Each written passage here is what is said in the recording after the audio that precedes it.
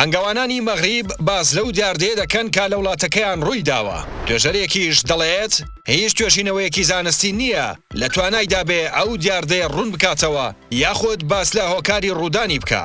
هەنگ مێروویەکی کۆمەڵایەتیە و لە چەند کۆمەڵگەیەکی ڕێکخراودا دەژی. تەواوی هەنگەکان بە شێوەی چەند یەکەیەک کار بۆ پاراستنی جۆرەکەی و خزمەتکردنی بەو سیستەمە ژینگەیەتیدا دەژی.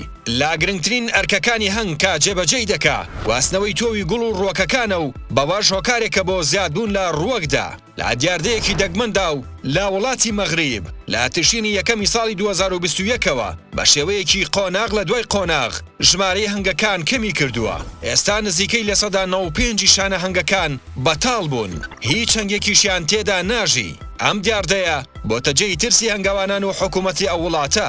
باوتەی هەنگاوانان و توێژەرانیش دیاردەکە مەترسیەکی جددیە لەسەر بەرهەمی ڕووەکی و گوڵ و تەنانەت هەنگوینیش لە وڵاتەدا. ئاماژە بەوەش دەکەن تا ئێستا هۆکاری دیارنەمانی ئەو ژمارە زۆرە هەنگەی مەغریب نادیارە.